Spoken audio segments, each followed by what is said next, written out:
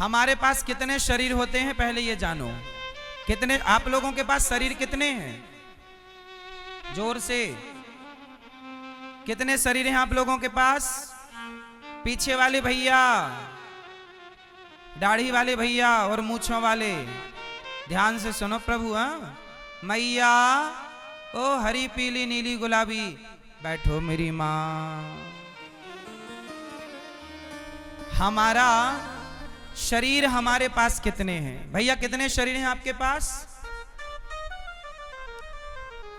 हम सबके पास 3 शरीर होते हैं। कितने शरीर? पहला शरीर ये होता है स्थूल शरीर, दूसरा शरीर होता है सूक्ष्म शरीर। सूक्ष्म शरीर कौन सा? जिस शरीर से आपने कभी सपना देखा? सपने में तो आप बिस्तर पर थे, पर सपने में आप हरिद्वार चले गए, तो जो हरिद्वार गया वो कौन था? स्वप्न का दृष्टा कौन है? स्वप्न कौन देखता है? आप तो बिस्तर में सोए थे ना घर में, पर एक शरीर और था। आप बोले आज मैंने सपने में वृंदावन देखा, मैंने हरिद्वार देखा, मैंने अयोध्या देखी, तो आप तो बिस्तर पर थे ना। फिर ये हरिद्वार कौन चला गया? उसी का नाम है सूक्ष्म शरीर। फिर तीसरा शरीर और है जिसे कारण शरीर कहते हैं। कारण मतलब किस कारण से मैं मनुष्य बना, किस कारण से ये कुत्ता बना। यदि कुत्ता है तो निश्चित उस कुत्ते के पीछे कुत्ता बनने का कारण जरूर होगा। गधा है तो गधा क्यों बना, वो कारण जरूर होगा।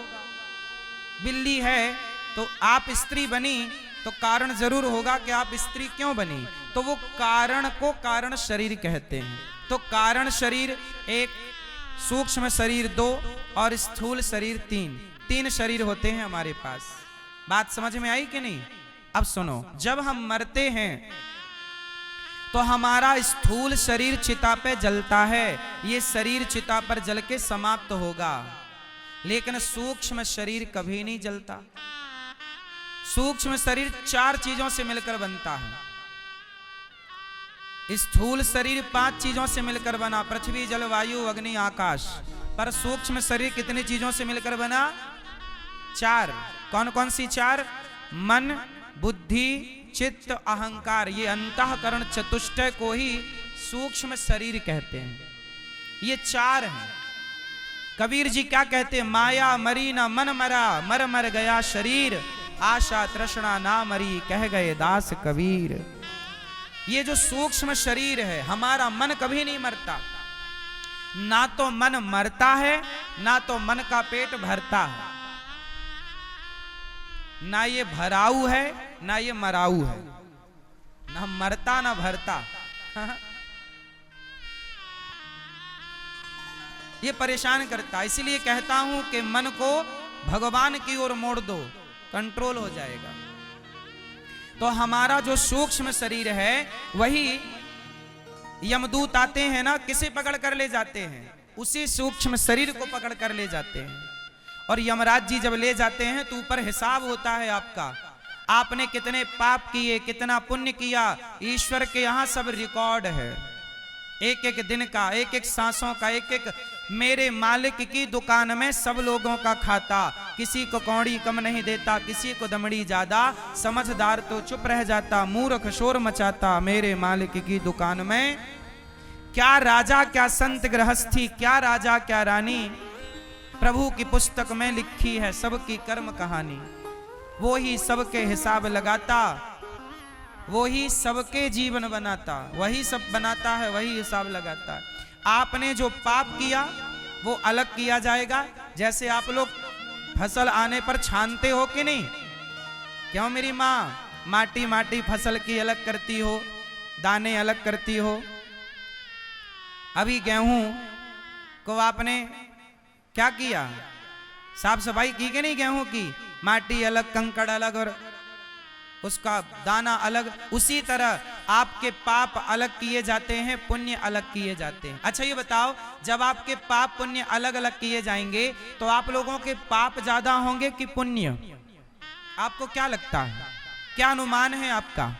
आपके पाप ज्यादा होंगे कि पुण्य? सुनो, आपके पाप ज्यादा हैं कि पुण्य, ये कोई दूसरा नहीं जान सकता। आपके पाप पुण्य को केवल आप ही जान सकते हैं कि आप कितने बड़े पापी और पुण्यात्मा हैं। कोई नहीं जान सकता कि आपके पाप कितने हैं और आपके पुण्य कितने हैं।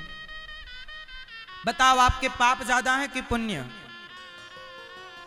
उत्तर दो। ये हिसाब हम नहीं मांग रहे हैं, ये तो यमराज जी मांगेंगे ना, तो देना पड़ेगा। तो अभ्यास कर लो, देने लेने का अभ्यास बना रहे तो बाद में इजी रहेगा, आसान रहेगा। बताओ, आपके पाप ज्यादा होंगे कि पुण्य? जोर से, ए मैया क्या ज्यादा है? जोर से। तो काहे पाप कर रही हो? पाप ज्यादा काहे बढ़ाए जा रही हो? पाप की गठरी बड़ी वजनदार है। पाप जब पता है कि पाप ज्यादा है तो उसे कम करो ना, पुण्य बढ़ाओ। पाप क्यों किए जा रही हो मेरी माँ? पीली मैया, आपके क्या ज्यादा है, पाप की पुण्य? क्या पुण्य? ये मैया ने बयान बदल लिए, पापी से पुण्यात्मा हो गई तुरंत।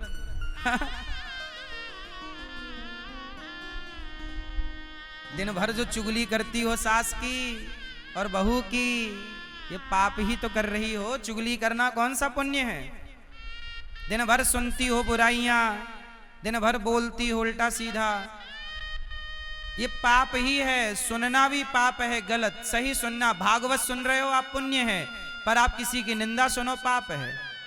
देखना भी पाप है, यदि गलत दृश्य देख रहे हो पाप है, और प्रभु के चरण, संतों के चरण देख रहे हो तो पुण्य है। अच्छी चीज देखना पुण्य है, गलत चीज देखना पाप है। अच्छी चीज बोलना, अच्छी बात बोलना पुण्य है, गलत चीज बोलना। अब मैं यहां से आपको गाली देने लग जाऊं, आपका दिल दुखने लग जाएगा। आपका दिल दुखाना भी तो पाप है ना? बोलो हाँ, हाँ या ना?